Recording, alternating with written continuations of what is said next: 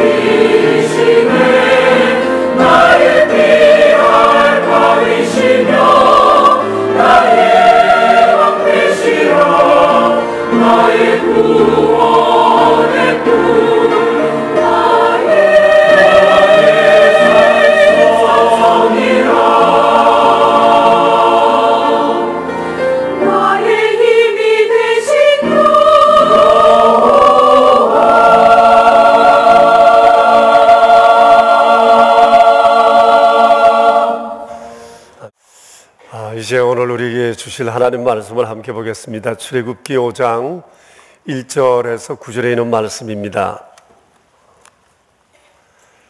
출애굽기 5장 1절에서 9절에 있는 말씀. 이는 살아계신 하나님의 말씀입니다. 이제 우리 함께 주님 말씀 받들어 읽겠습니다.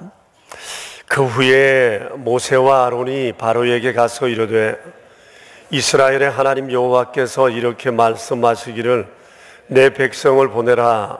그러면 그들이 광야에서 내 앞에 절기를 지킬 것이니라 하셨나이다. 바로가 이르되 여호와가 누구이기에 내가 그의 목소리를 듣고 이스라엘을 보내겠느냐. 나는 여호와를 알지 못하니 이스라엘을 보내지 아니하리라. 그들이 이르되 히브리인의 하나님이 우리에게 나타나셨은즉 우리가 광야로 사흘 길쯤 가서 우리 하나님 여호와께 제사를 드리려 하오니 가도록 허락하소서. 여호와께서 전염병이나 칼로 우리를 치실까 두려워하나이다. 애굽 왕이 그들에게 이르되 모세와 아론아 너희가 어찌하여 백성의 노역을 쉬게 하려느냐. 가서 너희의 노역이나 하라. 바로가 또 이르되 이제 이 땅에 백성이 많아졌거늘 너희가 그들로 노역을 쉬게 하는도다 하고, 바로가 그날에 백성의 감독들과 기록원들에게 명령하여 이르되 너희는 백성에게 다시는 벽돌에 설 집을 전과 같이 주지 말고 그들이 가서 스스로 집을 줍게 하라. 또 그들이 전에 만든 벽돌 수요대로 그들에게 만들게 하고 감하지 말라. 그들이 게으름으로 소리질러 이르기를 우리가 가서 우리 하나님께 제사를 드리자 하나니 그 사람들의 노동을 무겁게 함으로 수고롭게 하여 그들로 거짓말을 듣지 않게 하라. 아멘. 연말연시가 되면 우리 그리스도인들이 스스로에게 하는 질문이 있습니다. 나는 하나님의 뜻대로 살아왔는가? 라고 하는 겁니다. 스스로 한 질문에 실망하기도 하고 또 새로운 다짐을 하기도 합니다.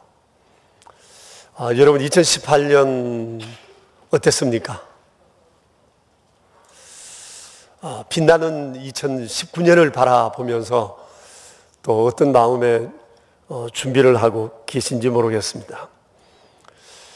사실 하나님의 뜻대로 산다고 하는 것은 우리 그리스도인들에게 있어서 너무나 당연한 일이지만 우리의 경험으로 볼 때 이렇게 산다고 하는 것이 말만큼 그렇게 쉽지는 않는 것 같습니다.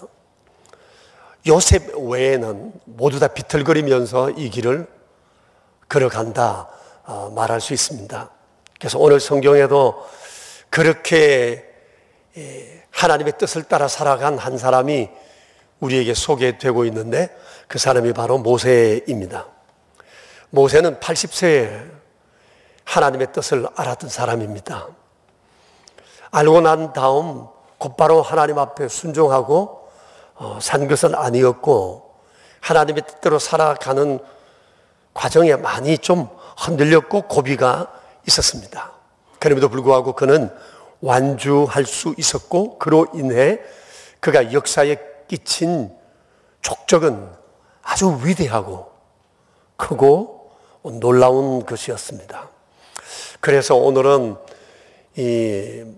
당시 모세에게 하나님께서 명하셨던 이 하나님의 뜻은 무엇이었는지, 그리고 그는 또 어떻게 이 하나님의 뜻을 수행했는지, 또 우리는 이 하나님의 뜻 앞에서 앞으로 어떻게 살아가야 할 것인지, 오늘은 이 세 가지를 주제로 해서 우리가 함께 말씀을 묵상하려고 합니다. 당시 모세를 향한 하나님의 뜻은 아주 분명했는데 430년 동안 애굽에 살고 있던 하나님의 백성들을 애굽에서 데려 나오는 일이었습니다. 그런데 이건 아주 만만치 않은 일이었습니다. 왜냐하면 당시 애굽에 살고 있던 하나님의 백성들의 숫자가 장정만 60만 명이었습니다. 그래서 남녀노소를 보탠다면 그 숫자는 아마 수백만 명이 되었습니다. 그렇다고 볼 때 엄청난 민족의 대이동이 이루어지게 되는 겁니다. 근데 이게 단순히 이 문제로 볼 것이 아니라 당시 이 하나님의 백성들은 애굽의 아주 중요한 핵심 노동력이었습니다. 그것도 임금을 전혀 지불하지 않아도 될 바로 노예 수준의 삶을 살고 있었습니다. 그러니 애굽 당국에서 이런 노다지를 내어놓을 리가 없는 겁니다.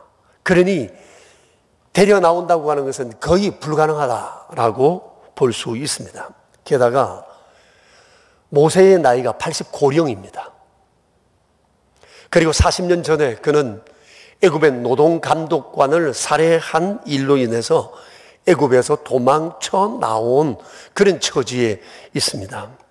당시 이 사건이 워낙 유명했기 때문에 지금도 그때 그 사건을 기록하는 관리들과 아마 사람들이 많이 있을 거라고 짐작이 되어집니다. 그리고 그 이후 모세는 세상의 중심인 이 애굽의 중심부에서 나와서 호렙산으로 귀촌을 했습니다. 그리고 귀촌한 후에 그런 나름대로 안락한 가정생활을 이루고 있었습니다. 목축을 했지만 조상 본래의 직업이 목축이었습니다. 그래서 목축 DNA가 있었던지 40년 그렇게 지내는 세월 불편함 없이 잘 지냈던 것 같습니다. 근데 느닷없이 하나님께서 너는 애굽에 가서 내 백성을 데려오라고 말씀하신 거예요. 더욱이 모세는 40년 전에 애굽의 왕자로 있을 때 자기 백성들을 어떻게 한번 살려보겠다는 마음으로 일을 했다가 그런 불상사를 저지르게 되었잖아요. 그 나름대로 어떤 트라우마가 있는 거예요. 이런 일에 대해서. 그러니까 주께서 이 명령이 떨어졌을 때 그는 당황하지 않을 수 없었습니다. 자, 이런 우여곡절 끝에 두려움 가운데 그는 하나님의 뜻을 성취해내게 되었습니다. 이로 인해서 하나님의 이름이 온 근동에 알려지게 되었습니다.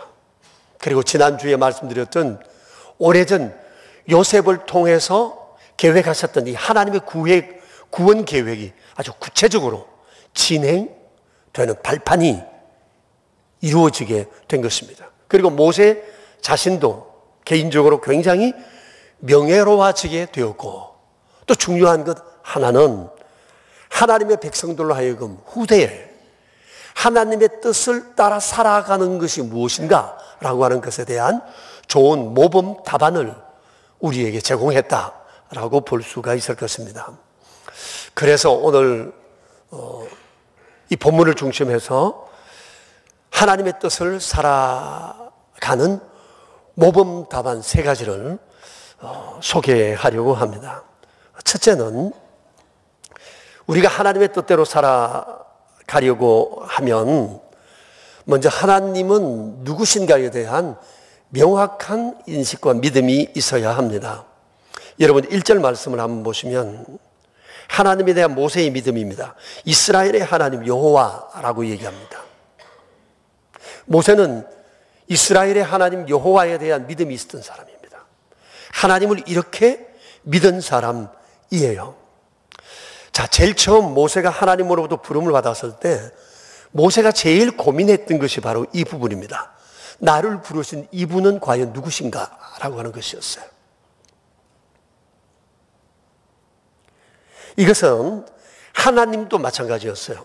호렙산 불붙는 가시떨기 가운데 모세를 부르시면서 하나님이 제일 먼저 언급하신 것이 바로 이 문제였습니다. 이르시되 나는 내 조상의 하나님이니 아브라함의 하나님, 이삭의 하나님, 야곱의 하나님이다. 이렇게 말씀을 하셨습니다. 내 조상들이 섬기던 그 하나님이 바로 나다고 말씀하신 거예요. 하나님은 모세에게 자신을 그렇게 계시하시면서 모세가 바로 조상들의 하나님임을 믿기를 원하셨던 거예요. 그러면서 하나님 자신을 이렇게 계시해 주셨어요. 그래도 모세의 의문은 여전했어요. 그 다음 모세의 의문이 3장에 보면 이렇게 나옵니다. 그러면 내 앞에 서 계신 분이 하나님이시라면, 이분이 내 조상의 하나님이시라면 내 조상의 하나님으로서 증명을 어떻게 할 수 있을까? 그래서 3장 13절을 여러분 한번 보시면 에둘러 이렇게 질문을 합니다. 보십시오. 하나님, 내가 이스라엘 자손에게 가서 이르기를 너희 조상의 하나님이 나를 너희에게 보내셨다 하며 그들이 내게 물을 겁니다. 그의 이름이 무엇이냐? 그러면 제가 뭐라고 대답해야겠습니까? 하나님 조남이 무엇입니까? 라고 물은 거예요. 그때 하나님께서 모세에게 뭐라고 그러셨죠? 예, 나는 스스로 있는 자. 이게 여호와라는 뜻입니다. 여호와. 나는 여호와다. 이렇게 말씀을 하셨어요. 그러니까 여호와를 번역하면 스스로 있는 자 라는 뜻인데 좀 그 의미가 상당히 모호합니다. 아주 모호한 이 이름을 말씀하신 것으로 봐서 사람이 알아듣기 어려운 말이라는 얘기입니다. 하나님의 이름은. 하나님이 굳이 자신의 이름을 말씀하고 싶어 하지 않는 듯하다는 생각이 들어요. 성경에서 여호와의 이름이 밝혀진 것이 이 구절이 처음입니다. 처음입니다. 그래서 하나님은 모세가 하나님 조남이 뭡니까? 뭐라고 소개해야 됩니까? 라고 했을 때 나의 이름은 여호와다 그 말씀했어요. 그래서 많은 학자들이 연구를 했어요. 여호와라는 이름의 뜻이 뭘까? 연구를 하고 연구를 해서 결론을 내린 것이 뭔고 하니 여호와란 너희를 위하여, 나는 너희를 위하여 존재하며 지금 존재하며 현존하며 너희를 위하여 활동하며 너희를 위하여 일하시는 하나님이다, 이런 뜻이에요. 여러분, 이것은 모세에게나 우리에게나 굉장히 중요한 하나님에 대한 정보예요. 하나님이 내게 이런 분이라고 하는 사실을 아는 것은 굉장한 일이라는 겁니다. 하나님은 그날 모세에게 너무나 중요한 정보를 그에게 주셨어요.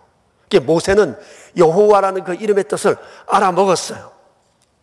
그래서 모세는 이 얘기를 듣고 하나님이 어떤 분이라는 사실을 알았고 또 자기에게 왜 이 일을 분부했는지에 대해서도 알 수 있었어요.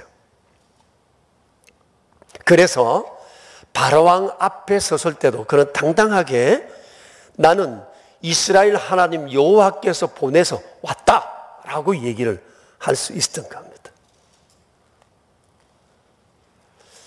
자, 그러니 여러분 생각해 보세요. 하나님이 나타나셔서 제일 먼저 모세에게 자기 자신을 계시하셨고 모세도 가장 알고 싶었던 것이 내 앞에 나타난 분이 누구냐고 하는 것이었다면 신앙생활을 함에 있어서 가장 중요한 게 뭐겠어요? 하나님에 대한 바른 믿음입니다. 하나님이 누구인지 제대로 알아야 된다는 겁니다. 세상에 하나님의 개념을 다양하게 세상 사람들이 얘기하잖아요. 제가 뭐라고 다 얘기할 수 없지만 신의 이름들이 다 하나님이잖아요. 우리 하나님은 대문자 까 쓰지만 그 사람은 소문자로 까 쓰잖아요. 하나님에 대한 바른 인식이 얼마나 중요한지 몰라요. 하나님은 누구신가? 그런데 그 하나님이 나와 어떤 관계인가? 이게 중요해요. 하나님을 객관적으로 볼 것이 아니라 주관적인 나의 하나님으로 봐야 되거든요. 그 하나님이 나와 어떤 관계인가? 여호와, 이것처럼 이 분명한 개인적인 관계 안에서 하나님을 볼 수 있어야 한다는 겁니다. 자, 예수님께서 세상에 계실 때 가르쳐 주신 중요한 가르침의 주제가 몇 있었는데 그 중에 몇 가지만 골라서 말씀드린다면, 첫째, 하나님은 아버지 되신다는 것이고, 그 다음에 하나님 나라에 대해서 말씀하셨고, 그 다음에 복음이 뭐냐에 대해서 말씀하셨어요. 요 세 가지. 이게 주님의 가르침의 아주 중요한 주제예요. 자, 그런데 요 가르침의 이 주제를 통괄해서 주님이 세상의 공생애의 삶을 살아가는 중요한 목적을 말씀하셨는데 그것이 뭔가 하니 아버지를 영화롭게 하는 것이다. 이렇게 요한복음 17장 1절부터 5절에서 그렇게 요약해서 말씀하셨어요. 내가 세상에 온 것은 아버지를 영화롭게 하기 위해서다. 자, 그러니까 예수님의 가르치심의 내용을 볼 것 같으면 예수님이 정말 우리에게 가르쳐주고 싶어 하셨던 제일 첫 번째 지식은 하나님에 관한 지식이에요. 그것도 하나님이 아빠라는 사실을 알려주고 싶었어요. 그래서 예수님은 하나님을 계속 아빠라 부르시고 아빠라는 요것을 통해서 하나님과 우리의 관계를 맺어주시려 하신 거예요. 개인적인 관계로 말이죠. 이렇게 우리가 하나님을 알아야 할 이유는 하나님을 알아야 비로소 나를 알 수 있기 때문에 그렇습니다. 그래서 신앙생활의 제1번 믿음은 하나님은 누구신가? 나와 어떤 관계에 계신가? 라는 사실을 아는 거예요. 여러분, 우리가 사도신경을 좀 전에도 고백했습니다마는 사도신경의 첫 번째 내용이 뭐예요? 사도신경은 우리가 믿는 것에 대한 고백이잖아요. 나는 전능하신 아버지 하나님, 천지의 창조주를 믿습니다 라는 내용이잖아요. 우리가 믿어야 할 신앙 고백의 맨 첫머리도 하나님에 대한 신앙이에요. 그런데 그 하나님에 대한 신앙 가운데서도 그분이 전능하신 아버지라는 것을 알라는 거예요. 하나님을 내 개인적인 관계 속에 인식해야 한다는 겁니다. 그러니 하나님을 아버지로 믿는 사람이 복이 있습니다. 난 하나님은 당신 어쩌고 저쩌고 하는 거 아주 기분 나빠요. 기도할 때도 하나님은 당신이라고 이렇게 부르는, 그건 별로 좋지 않는 습관인 것 같아요. 될 수 있으면 좀 친근하게 하나님을 인식해야 되잖아요. 나의 아버지, 나의 하나님 있네. 마치 멀리 계신 분을 부르는 것처럼 하나님하고 관계가 너무 멀어요. 근데 제가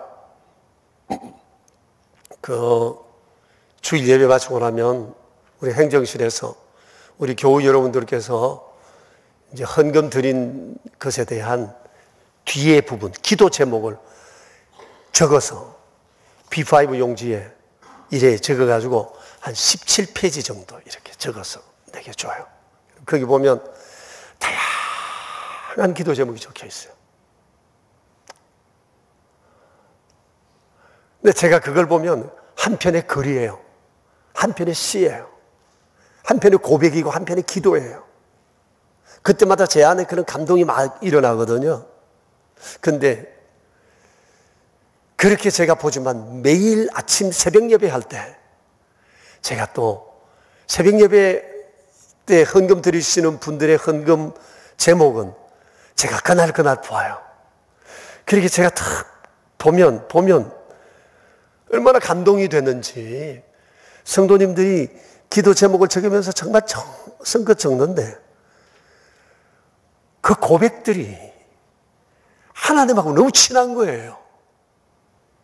네? 바로 하나님이 내 앞에 계시는 하나님 앞에 그 하나님을 생각하고 기도 제목을 적는 듯 하다는 느낌이 들어요. 그리고 하나님하고 거리낌이 하나도 없어요. 얼마나 친밀해 보이는지 몰라요. 제가 제 아내한테 그러죠. 여보, 우리 성도님들이 하나님하고 너무 친한 것 같아. 기도 제목이 그래. 뭐 그거 보면 알 수 있지, 하나님하고 친하다는 걸. 그런 얘기를 나누곤 해요. 에? 여러분, 우리가 하나님을 알 때 하나님을 내 개인적인 아버지, 이런 친근함으로 경험해야지. 멀리 계시는 그런 분으로 인식하면 아무런 힘이 없어요. 모세가 하나님을 여호와로 알았잖아요. 여호와, 나를 위하여 존재하시고 활동하시고 일하시는 분, 이런 분이 아버지 외에 누가 있어요? 여호와라는 말은 내가 네 아버지라는 얘기입니다. 아버지의 속성을 가지고 있다, 그 얘기거든요. 얼마나 귀한 정보인지 몰라요. 양해하고 들으십시오만도 세상에 내 부모가 누구인지 모르고 사는 사람들 들어있지 않습니까? 물론 부모 없이 세상에 태어나서도 잘 사는 사람들도 많이 있고 성공한 사람도 있습니다만은 그분들 안에는 늘 아쉬움과 허전함이 있대요. 아버지, 어머니 마음을 다와 불러 보지 못했다는 거예요. 정말 아버지 부르고 싶은데 내게 그렇게 부르고 싶은 사람이 없다는 겁니다. 그리고 반대로 아버지가 있는데 관계가 나빠서 아버지를 아버지로 한 번도 불러주지 못한 이도 있어요. 우리 교회 오래전에 한 자매가 그런 자매가 있었어요. 고백하더라고요. 아버지라는 호칭 자체가 혐오스럽다고. 이게 교회를 나왔지만 하나님을 그래서 우리 아버지에 대한 혐오감이 있으니까 하나님을 아버지라고 부르는 것 자체에 대해서도 그렇게 부를 수가 없대요. 하나님을 믿기는 믿는데 하나님을 아버지라고 자기는 고백하고 있지를 못하다. 그런 얘기를 하더라고요. 중3 때까지 하나님을 아버지라 부를 수 없어서 가슴이 너무 아프다고. 그 아버지 때문에, 자기 아버지 때문에 하나님을 그렇게 부르지 못한다. 그래서 이거 해결하려고 이 아이가 학교 마치고 오면 교회 와서 기도하고 가고, 학교 가기 전에 교회 들려서 기도하고 가고 그랬던 아이예요. 그런데 이 아이가 어느 날 눈이 퉁퉁 부어서 찾아왔습니다. 목사님, 오늘 드디어 하나님을 아버지라 부를 수 있습니다. 그리고 우리 아빠도 내가 아빠라 부를 수 있을 것 같습니다. 그리고 그 이후 이 딸이 아빠를 얼마나 사랑하는지 몰라요. 아빠하고 엄마하고 혹 싸우면 이 딸은 언제나 아빠 편에 서요. 이게 하나님이 좋아지니까 이젠 자기 아빠도 덩달아 좋아지게 되었다고 얘기를 합니다. 자, 여러분, 신앙생활에 있어서 첫걸음은 하나님을 내 아버지로 아는 거예요. 자, 하나님을 내 아버지로 알면 존중할 수밖에 없고 그 뜻대로 살아가는 것은 너무 당연해요. 아버지는 아버지인데 존중 안 되는 아버지 뜻을 따를 수는 없어요. 그런데 그 아버지가 존중이 되면 그 아버지 뜻대로 사는 것은 당연하지? 쉬운 거지? 어려운 건 아니라는 거죠. 모세에게 하나님은 바로 이런 분이셨다는 겁니다. 그래서 모세가 바로 앞에 하나님에 대한 분명한 믿음이 있었기 때문에 설 용기가 있었고 주저함 없이 이스라엘의 하나님 여호와라고 말할 수가 있었던 거예요. 하나님의 뜻대로 살아가는 첫 번째 모범 답안입니다. 하나님에 대한 인식입니다. 하나님은 여호와이시다 라고 하는 것에 대한 이 인식이 있어야 한다는 거예요. 여러분은 이 분명한 인식이 있으세요? 하나님 아저씨 같은 느낌 혹시 가지신 분 안 계세요? 신은 다 그렇고 그런 분 아니야? 다 똑같지 않아? 이런 엉뚱한 소리 하는 분은 없으세요? 하나님 내 아버지 맞습니까? 하나님 나의 여호와 맞습니까? 네, 이것이 하나님의 뜻대로 살아가는 믿음의 바탕이에요. 두 번째 모범 답안은 하나님의 뜻을 따라 살아가기 위해서는 하나님의 뜻이 무엇인지 구체적으로 알아야 해요. 모세는 하나님이 자기를 위해 하시고 싶어하는 일이 무엇인지에 대해서 분명히 알고 있었습니다. 그것은 하나님의 뜻을 애굽에 가서 전하는 것이라는 사실을 그는 알았어요. 그 내용이 1절에 나오잖아요. 가서 우리 이스라엘의 하나님 여호와께서 말씀하시기를 네가 억압하고 있는 내 백성 이스라엘을 보내라. 그들이 광야에서 나를 예배할 것이니라. 이것이 하나님께서 하라고 하신 일이라는 것을 모세는 분명히 알고 있었어요. 근데 제일 처음에 하나님도 모르겠는데다가 이런 하나님의 뜻까지 얘기하니까 너무 부담이 되어서 모세가 많이 흔들렸어요. 그래서 3장과 4장을 보면 이걸 통해서 계속 확인하는 거예요. 묻고 확인하고 묻고 확인하고 계속 이렇게 했어요. 그러다가 모세는 하나님의 뜻이라는 것을 하나님도 알고 하나님의 뜻도 분명히 알고 난 다음엔 그 이후에 바로 하나님의 뜻이 자신의 인생에 나침반이 되었고 귀촌을 포기할 수 있었던 것입니다.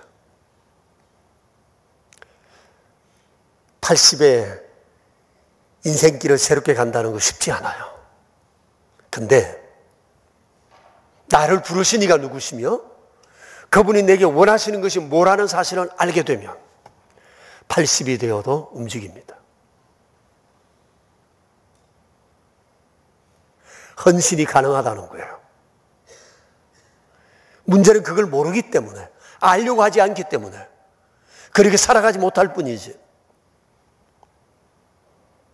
모세가 80이 되었지만 하나님의 뜻을 알고는 귀촌을 포기하고 자기의 안락한 생활을 포기하고 하나님의 거룩하신 뜻을 따라 나설 수가 있었습니다. 그래서 우리가 하나님의 뜻을 위해 살려고 하면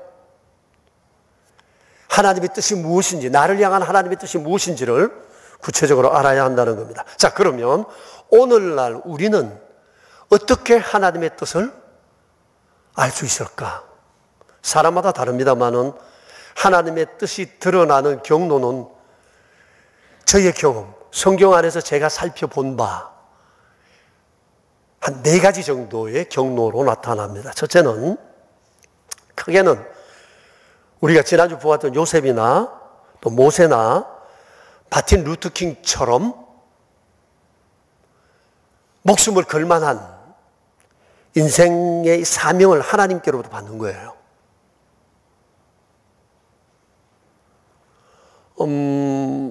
당신은 성경이 기록되기 전이었기 때문에 하나님께서는 꿈이나 환상이나 또 다른 방법으로 하나님의 뜻을 계시해 주셨지만 오늘날에는 성경을 통해서 또 기도하는 일을 통해서 하나님께서 자기의 것을, 자신의 하시고 싶어 하시는 일들을 우리에게 계시하시는 경우가 대부분입니다.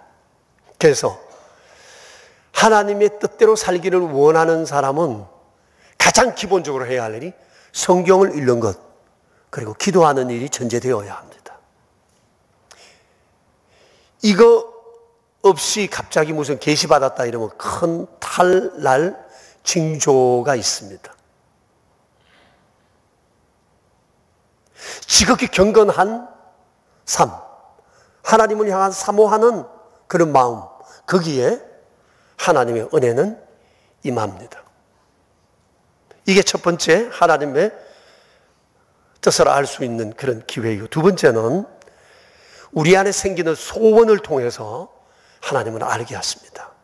빌립보서 2장 13절에 이런 말씀이 있습니다.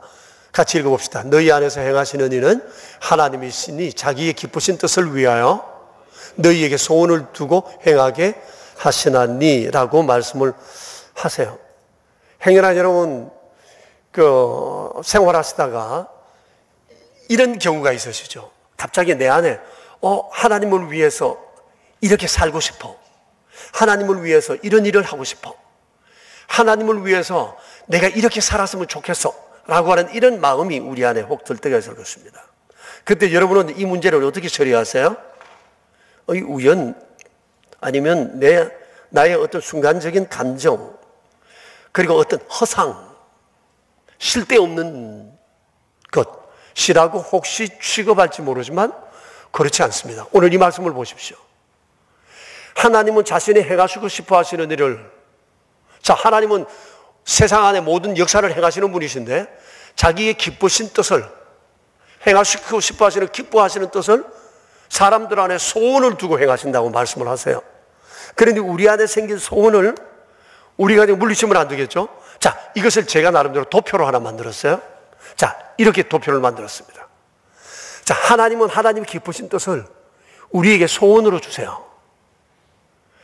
그러면 우리 안에 생긴 소원이 하나님이 주신 기뻐하시는 뜻인지를 알기 위해서 우리가 어떻게 해야 되느냐? 하나님께 물어야 돼요. 기도해야 돼요. 그러면 하나님께서 기도를 들으시고 하나님이 기뻐하시는 그 뜻을 우리를 통해 성취하신다는 거예요. 제가 나름대로 만든 도표이지만 참 봐도 잘 만들었다 싶어요.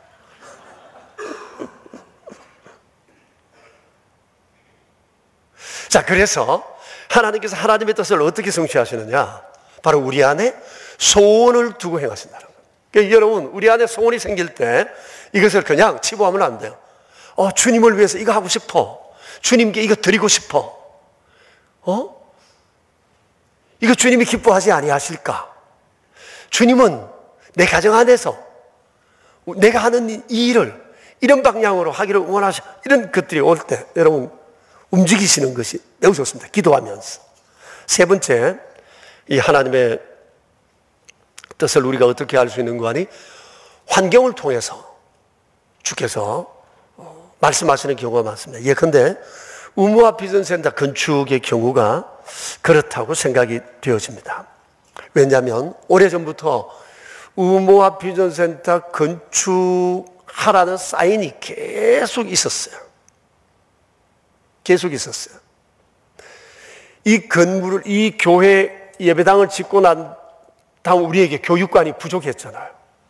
그걸 알면서도 2012년도 이 예배당을 헌당하고 2002년도 헌당하고 우리가 지금 17년을 지내온 거예요. 17년 동안 교육관 혹은 비전센터가 우리에게 있어야 한다는 요구를 끊임없이 많은 분들이 하셨습니다. 그러다가 우리가 찾은 것이 서천초등학교였는데 얼마나 우리에게 귀한 공간을 제공해 주셨는지 몰라요. 정말 감사한 일이 아닐 수 없어요. 그런데 예배당이 아니다 보니까 저기서 오는 경건함이 좀 결여되고 또 불편하고 여름에는 덥고 겨울에는 춥고 그러다 보니까 어려움이 있었어요. 그런데다가 또 이번과 유사한 요구들도 여러 차례 있기도 했었어요. 그럼에도 불구하고 우리가 밀어내서 이것을 못 깨달았어요. 그러다 보니까 하나님께서 이번에는 막 시한을 정해가지고 강제적 수단으로 나갈 수밖에 없도록 해버리신 거예요. 그래서 2월 말까지 아이들이 저곳에서 2월 말까지밖에 예배를 못 드려요. 그 이후에 예배실이 없어요. 800명 되는 아이들이 앞으로 어디서 예배를 드려야 할지 지금 아주 난감한 상황에 처해 있어요. 여러분이 이 일을 위해서 기도해 주세요. 2월 말까지예요. 그러면 800명 되는 아이들이 예배 드릴 처소가 없어요. 우리 아이들 이거 어떻게 해야 되겠습니까? 미련함의 대가라고 저는 생각을 해요. 그러면서 참 하나님께 웃죠. 제가 참 하나님 조금 지나친 면이 있으시지만 제가 미련하긴 미련했어요. 그래도 뻔히 아시고 주님이 하시는 일인데 뭐 이런 마음이 있어요. 아무튼 제 안엔 이 일이 하나님이 하셨다는 확신이 있어요. 그래서 한 가지는 기대가 있습니다. 하나님께서 이 큰 일을 어떻게 하실까? 누구를 통해 하실까? 어떤 방법을 통해 하실까? 이 큰 역사를 하나님은 도대체 어떻게 이루려고 하실까? 제 안에 궁금함이 굉장히 많아요. 그러면서 하나님의 간섭이다 생각되는 부정적이고 긍정적인 모든 것들을 지금 메모하고 있습니다. 하나님께서 이렇게 의무화 비전센터를 긍정적으로도 부정적으로도 하나님께서 일을 하고 계셨다는 사실을 저는 경험하고 싶어요. 알고 싶어요. 너무 궁금하거든요. 일을 하나님이 버리셨으니까 어떻게 이루실 것 아니에요? 하나님이 이루실 땐 환경을 통해 삶을 통해 사람을 통해 이루시니까 어떻게 하실까 무척 궁금해요. 이게 하나님이 뜻을 이루시는 또 뜻을 알 수 있는 한 방법이에요. 또 다른 하나는 과정을 통해 하나님의 뜻을 드러내게 하세요. 더 많이 드러내게 하세요. 자, 이스라엘 백성들이 애굽에서 나오는 것은 하나님의 뜻이에요. 근데 그게 다가 아니에요. 더 많은 하나님의 뜻은 그들이 나온 다음 광야에 지내는 40년 동안 그리고 그 이후 가나안 생활을 하면서 하나님의 뜻은 더욱더 크게 구체적으로 그들에게 드러나게 되었던 겁니다. 그들은 거기서 하나님의 말씀 받았죠. 율법 받았죠. 살아가는 삶의 태도가 어떠해야 된다는 알죠. 성막도 지었죠. 하나님이 자기들과 함께 하시어 이끌어 가시는 그 과정들, 그 속에 하나님의 뜻을 훨씬 더 많이 알 수가 있었어요. 그렇기 때문에 우리에게 중요한 것은 과정 속에 나타나시는 우리를 향한 하나님의 뜻을 날마다 기도와 성경을 통해 깨닫고 주와 함께 동행해 가는 것이다 라고 하는 것입니다. 자, 하나님의 뜻대로 살 수 있는 첫 번째는 뭐라고요? 하나님에 대한 바른 인식입니다. 두 번째는 하나님의 뜻에 대해서 구체적으로 알아야 합니다. 자, 세 번째 모범 답안입니다. 뜻을 알았다면 지체 없이 순종해야 한다는 겁니다. 물론 쉽지 않습니다.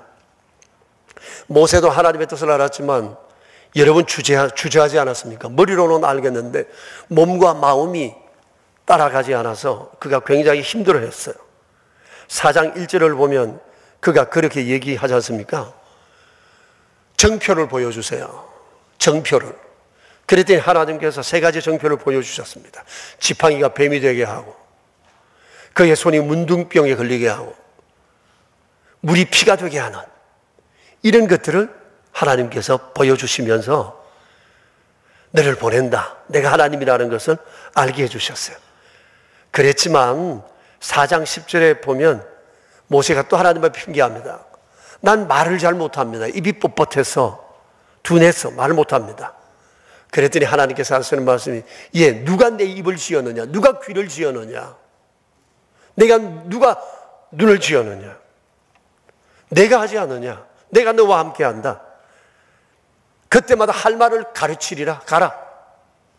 그러자 모세가 또 주저합니다. 4장 13절에 보면 그래도 안 되겠습니다. 하나님 보낼 만한 자를 보내주세요.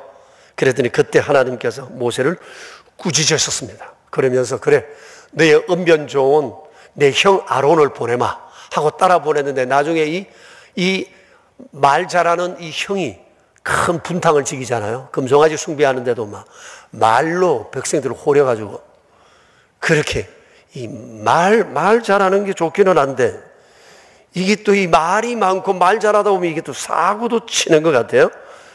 어쨌거나 모세는 이런 과정을 통해서 하나님께 순종했고 하나님의 뜻을 성취했습니다.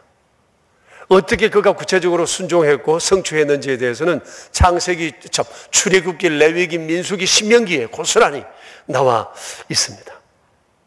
그래서 하나님의 놀라운 역사가 이루어졌습니다. 여러분, 순종은 신앙생활의 하이라이트입니다.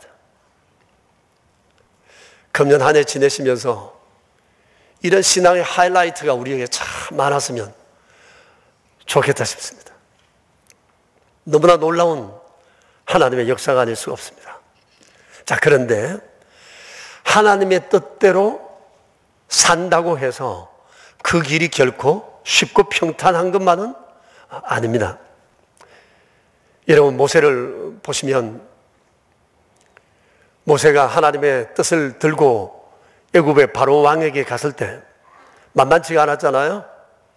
오늘 성경에 나오지만 바로가 완강히 거부합니다. 여호와가 누군데 감히 내게 이 명령을 하는가, 이 게으른 놈들 하고 막 욕을 합니다. 그리고 백성들을 더 공포로 학대하고 억압합니다. 그리고 또 백성들로부터 원망이 컸습니다.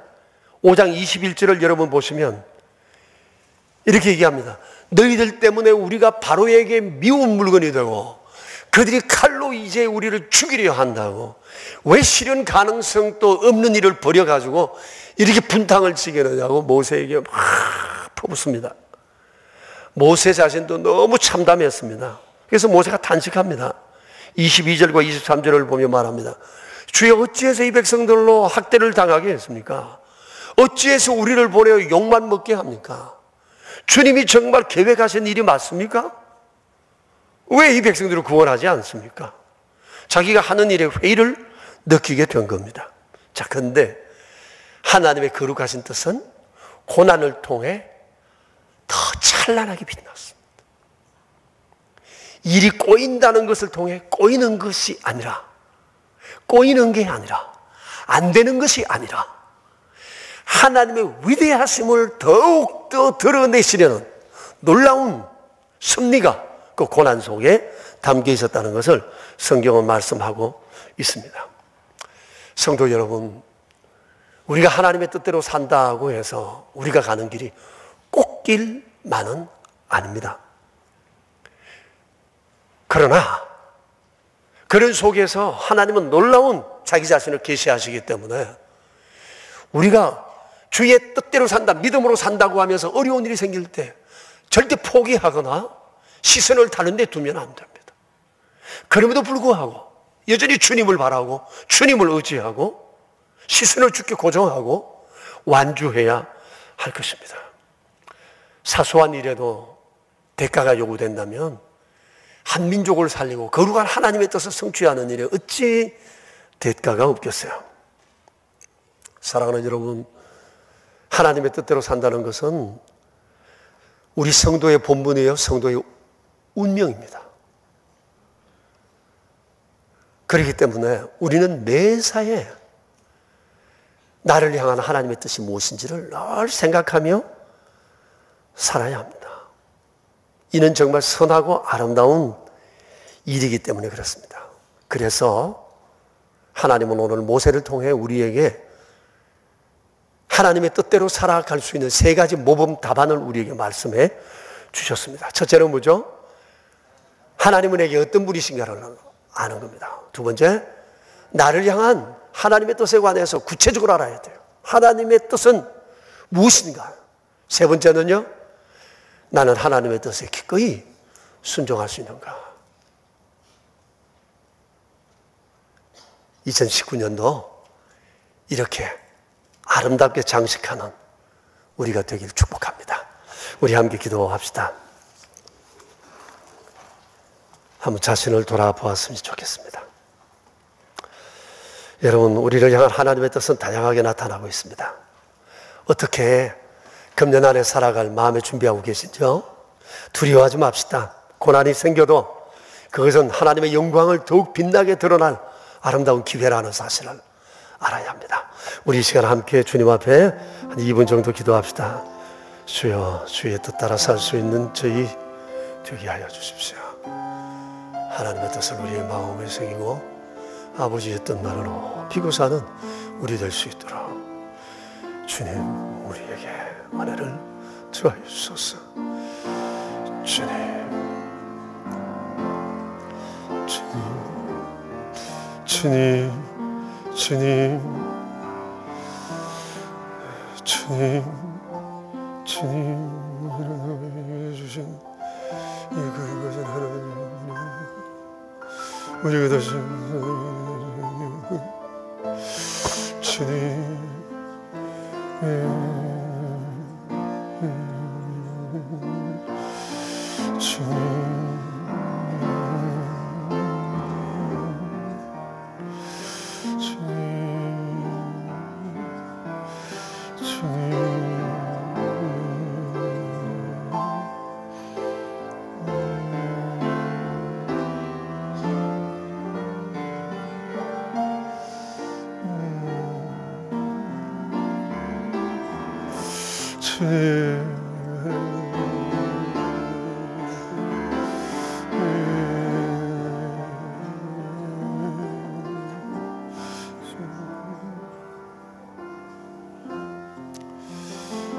주님, 아버지께서는 세상에 뜻을 가지고 행하신다는 사실을 우리는 오늘 말씀을 통해서 보았고 이미 잘 알고 있습니다.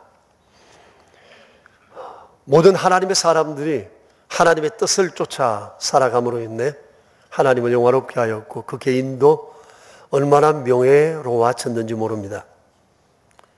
하나님의 뜻을 따라 사는 것은 우리 성도의 본분이요 운명이라는 사실을 우리는 잘 알고 있습니다.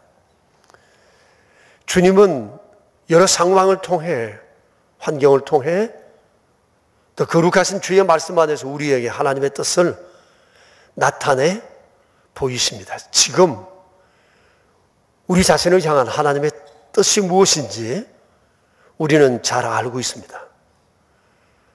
그리고 또 어떤 이는 여기에 대해서 무심하기도 합니다. 하나님의 뜻과는 상관없이 내 뜻을 위해 하나님을 이용하려 하기도 합니다. 주여, 우리가 세상 살아가는 날 동안 오직 주의 뜻을 위해 살게 하시고 주의 그 뜻에 우리의 삶을 내어 바칠 수 있게 하시고 궁극적으로 하나님을 영화롭게 하다가 주의 나라 갈 수 있는 저희 되게 하여 주시옵소서. 오늘 우리에게 이렇게 살 수 있는 아름다운 모범 답안 보여주신 것 감사합니다. 금년 한 해 정말 빛나는 한 해를 만들 수 있도록 저희를 붙들어 세워 주시옵소서. 구주 예수 그리스도 이름으로 기도드리옵니다. 아멘. 크신 사랑과 은총으로 살아오던 저희가 이 시간 주 앞에 예배하며 귀한 예물 구별하여 드립니다. 아버지 행하신 모든 일들을 기억하며 감사하며 드리는 이 귀한 예물의 손길들 위에 은혜를 베푸시어 하나님의 뜻을 이루어갈 귀한 통로들이 되며 저희들이 드리는 물질 또한 그렇게 사용되기 바랍니다. 11조 예물을 구별하여 드리옵니다. 주여, 한 달 동안도 삶 가운데 주의 풍성함을 경험하게 해주시고 감사 예물을 드리는 손길들마다 감사할 일들로 가득 채우시며 주정 헌금과 오른손 헌금과 완달라 선교 헌금과 사랑의 식탁과 의무와 비전센터 건축을 위하여 드리는 귀한 예물의 손길들 위에 은총을 더하여 주소서.